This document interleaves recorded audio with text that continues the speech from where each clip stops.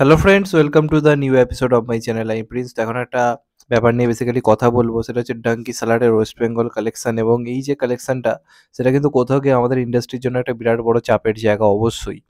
দেখুন, প্রধান এবং কাবুলিওয়ালা যথেষ্ট ভালো চলছে। এই ডাঙ্কি এবং স্যালাড থেকে অনেক কম পরিমাণ শো পেয়েছে। মাল্টিপ্লেক্সে সেইভাবে জায়গা পায়নি, যেখানে বাকি সিনেমাগুলো মাল্টিপ্লেক্সে ৬টা ৭টা করে শো পেয়েছে। সেখানে কাবুলিওয়ালা এবং প্রধান ৩টে কি ২টো বা কোনো জায়গায় ১টা এরকম করে শো পেয়েছে, এবং সেই ১টা করে শো হাউসফুল গেছে। কোনোটার ক্ষেত্রে পরের সপ্তাহে হয়তো ১টা ২টো শো বাড়ানো হয়েছে, কোনোটার ক্ষেত্রে হয়তো কমেও গেছে। তো এরকম একটা পরিস্থিতিতে এসে দাঁড়িয়েছে। তো এখান থেকে দাঁড়িয়ে এই যে কলকাতার যে বক্স অফিস নিয়ে বা ওয়েস্ট বেঙ্গলের বক্স অফিস নিয়ে যদি কথা বলি, তাহলে কিন্তু প্রধান যথেষ্ট ভালো বিজনেস করছে, কাবুলিওয়ালা যথেষ্ট ভালো বিজনেস করছে, এটা নিয়ে কোনো ডাউট নেই। এমনও কিছু কিছু দিন গেছে যেখানে হয়তো ডাঙ্কি এবং সালার যে পরিমাণ শো পেয়েছে সেদিক দিয়ে বিচার করলে হয়তো, রেশিও বিচার করলে হয়তো দেখা যাবে ডাঙ্কি সালার অনেক পিছিয়ে আছে প্রধান বা কাবুলিওয়ালার থেকে। এমন দিনও হয়তো গেছে। কিন্তু সেই আল্টিমেটলি লাস্ট অবধি কিন্তু আমাদের এখানে এসে দাঁড়িয়ে অন্যান্য ইন্ডাস্ট্রির সিনেমা অনেক বেশি কালেকশন করে চলে যাচ্ছে, এবং তার জন্য কিন্তু আমরাই কোথাও গিয়ে দায়ী। একটা সময় সিঙ্গেল স্ক্রিনে সিনেমা অনেক বেশি চলতো, তখন মাল্টিপ্লেক্সের যুগ ছিল না। তারপর আমরা সিঙ্গেল স্ক্রিন ছেড়ে মাল্টিপ্লেক্সের দিকে গেলাম, কারণ আমাদের আধুনিক হতে হবে, গ্লোবালাইজেশন আনতে হবে। তো এইসব করতে গিয়ে আমরা মাল্টিপ্লেক্স আনলাম, এবং মাল্টিপ্লেক্সে বেশিরভাগ আয়ত্ত করে রেখেছে হচ্ছে মারোয়ারি, মুম্বাই ফুম্বাই, এই সমস্ত জায়গার মালিকরা রয়েছে। তারা বাংলাকে জাস্ট পাত্তা দেয় না। বাংলাদেশে হয়তো ব্যবসা করবে, কিন্তু বাংলাদের প্রতি তাদের কোনো সেন্টিমেন্ট বা কাজ করে না। এবং আল্টিমেটলি বাঙালিরাও বাংলার থেকে বেশি হিন্দি সিনেমা বেশি দেখতে চায়, এটাও একটা ফ্যাক্ট। এবং কলকাতা হচ্ছে এমন একটা শহর যেখানে সমস্ত ভাষাভাষী মানুষরা বসবাস করে, যেটা আপনি অন্য কোথাও এইভাবে পাবেন। এটা নিয়ে হয়তো গর্বের জায়গাও রয়েছে, কিন্তু দুশ্চিন্তাও রয়েছে। যে কারণে আজকে ডাঙ্কি সালার কলকাতা থেকে যে বিজনেসটা করছে, সেটা বাংলার সুপারহিট সিনেমার বক্স অফিসও সেই বিজনেস হয়তো করতে গিয়ে হিমশিম খাচ্ছে।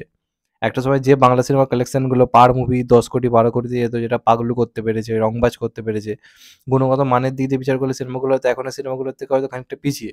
কিন্তু হিসেব করে যদি দেখা যায়, তাহলে সেই সিনেমাগুলোর ফুটফলস বা শো পাওয়ার যে দাপটটা অনেক বেশি ছিল, কারণ সিঙ্গেল স্ক্রিনে সবসময় লোকে বাংলা সিনেমাকে বেশি প্রেফার দিয়েছে, কিন্তু সেই সিঙ্গেল স্ক্রিনের সংখ্যাটা কমে গেছে।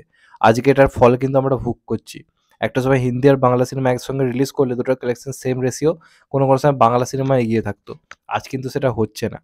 আপনাদেরকে ডাঙ্কি স্যালাডের যদি বক্স অফিস নিয়ে কথা বলি, ডাঙ্কির ওয়েস্ট বেঙ্গল কালেকশন সামনে এসছে। ডাঙ্কি শুধুমাত্র ফার্স্ট উইকেই ১০ কোটি টাকা কালেক্ট করেছে। জওয়ান তো ৪০ কোটি করেই ছিল, পাঠান তো প্রায় ২৯-৩০ কোটি করেই ছিল। ডাঙ্কি যে সিনেমাটা শাহরুখ খানের মোটামুটি হলেও অনেকটা কম বিজনেস করছে দুটো সিনেমার থেকে, সেটাও কিন্তু কলকাতা জুড়ে ফার্স্ট উইকে পয়েন্ট টু বি নেটের এখন প্রায় ৩ উইকে হিসেবে হয়তো চলে এসেছে, সেটা হয়তো আরও বাড়বে।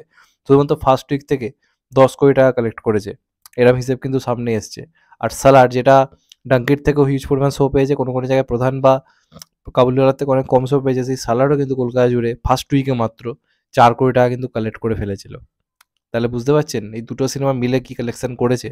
ডাঙ্কি যেখানে ১০ কোটি, সেখানে প্রধান এত ভালো বিজনেস করা সত্ত্বেও সেটা কিন্তু সেই কালেকশন ৪ থেকে ৪.৫ কোটিতে আটকে আছে। হ্যাঁ, এখন হয়তো ডাঙ্কি বা সালারের এটা হয়তো কমবে, কিন্তু এই যে বাংলাতে বাংলা সিনেমার যে পরীক্ষাটা, ডাঙ্কি এবং সালারের থেকে হয়তো গুণগত মানে প্রধান হয়তো অনেক ভালো সিনেমা, কিন্তু দেখুন কতটা পরীক্ষা দিতে হচ্ছে নিজেদের এলাকাতে। এটা কোন ইন্ডাস্ট্রিতে আপনি দেখতে পান যেখানে একটা ভালো সিনেমা লোকে অ্যাকসেপ্ট করে দেখছে, কিন্তু যেহেতু শো কম অন্যান্য সিনেমাগুলোর থেকে, সেই কারণে কালেকশনটা সেই জায়গায় পৌঁছাতে পারছে না। তো এই যে স্ট্রাগলটা, এটার এগেনস্টে যদি ইন্ডাস্ট্রির লোকজনরা না এসে দাঁড়ায়, তাহলেই বিপদ। কারণ আমি দেখছিলাম প্রধান রিলিজের সময় টলিউডের কিছু লোক ডাঙ্কি নিয়ে মাতামাতি করছিল, প্রধান নিয়ে অনেক কম। তো এটাও একটা বড় প্রবলেম। বিভিন্ন যে অ্যাওয়ার্ড অনুষ্ঠান ফাংশন হচ্ছে টলিউডের, সেখানে বলিউডের গান বাজানো হচ্ছে, সাউথের গান বাজানো হচ্ছে, বাংলা গানের গুরুত্ব কমছে। তো এগুলোও কিন্তু একটা কারণ, শুধু অডিয়েন্সকে দোষ দিয়ে লাভ নেই। তো এটা একটা বড় চিন্তার ব্যাপার। কারণ দিন শেষে হয়তো প্রধান কাবুলিওয়ালা হয়তো দুর্দান্ত বিজনেস করছে, কিন্তু দেখা যাবে দিনের শেষে কলকাতায় এসে হয়তো একটা ডাঙ্কি বা অন্যান্য সিনেমা অনেক বেটার বিজনেস করে চলে যাচ্ছে। তো এটা একটা চিন্তার ব্যাপার, এটা নিয়ে ভাবা কিন্তু অবশ্যই দরকার। যাই হোক, এটা ছিল আমার বক্তব্য। তোমাদের এটা নিয়ে কি মনে হয় অবশ্যই কমেন্ট করে জানাও। আর যদি চ্যানেলটা নতুন হয়ে থাকো, চ্যানেলটাকে সাবস্ক্রাইব করে দিও, কেটে বেল আইকন। ভালো থেকো সবাই, টেক কেয়ার, নমস্কার। আবার দেখা হবে কত ভাই, সবাই ভালো থেকো, সুস্থ থেকো, নমস্কার, টেক কেয়ার।